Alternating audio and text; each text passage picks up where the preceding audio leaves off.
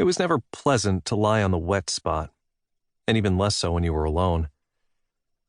A creaking sound awakened Sean Lovett, and when he opened his eyes, he screamed. The sky was falling, and his life flashed before his eyes. Oh, my God! Stark naked, Sean jumped up, narrowly escaping the torrent of water pouring from a huge hole over his bed.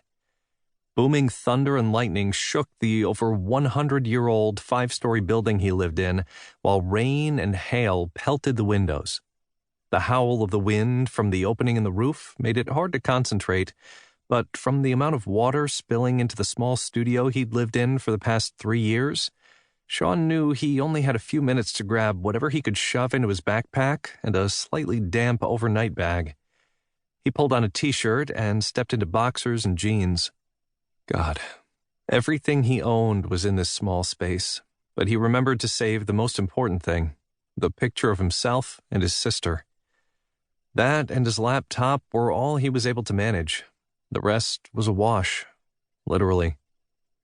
Alarms blared, and Sean heard people yelling from downstairs, "Fire! There's a fire in the basement! Get out!"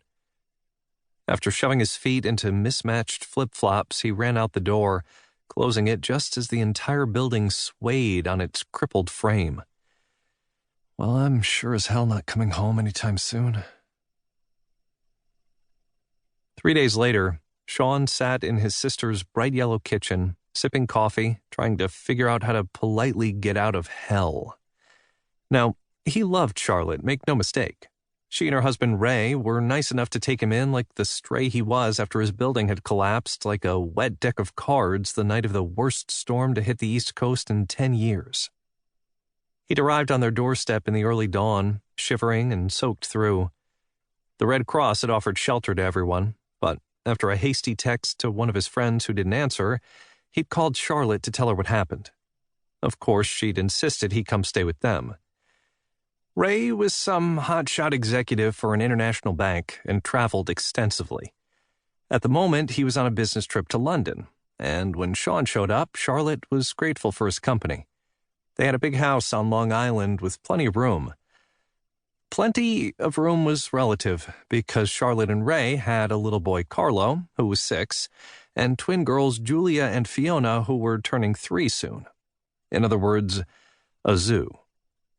Charlotte's reassurance that he'd barely noticed the kids had been destroyed that first day, when the twins contracted a stomach virus and Carlo began sneezing violently. Since then, Sean had stepped on enough Legos to give him permanent marks on the bottoms of his feet, and he'd witnessed several meltdowns over bedtime and a food fight between Carlo and the twins that rivaled anything in the movie Animal House. Hence, the reason he was up early that Sunday morning, anxiously searching the listings for apartments he could afford, which were frighteningly scarce. Cheap real estate in the city was always next to impossible to find, and the fact that he was out on the island and couldn't just hop into a cab or the subway to rush to a potentially perfect apartment was frustrating. Decent places moved quickly, and sometimes you could arrive at an open house only to be told it was no longer available mere hours after the listing went up. It was looking more and more like he might have to live out here in the suburbs longer than anticipated. He loved his sister, he really did, but had no desire to live with her and her noisy brood. Plus, his job at Do Re Mi, the kitschy theme restaurant in Times Square, was on thin ice.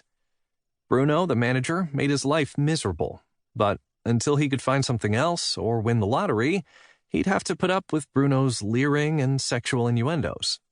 He could tolerate the occasional squeeze of his ass because the tips were awesome and it was his place to shine. As a singing waiter, he took requests, but he also got to call on his own repertoire of songs from his high school musical days.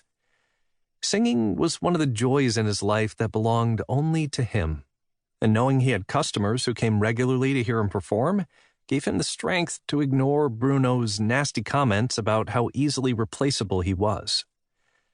Except now he not only had no place to live, but he might not have that job soon either, which scared him more than not having a roof over his head.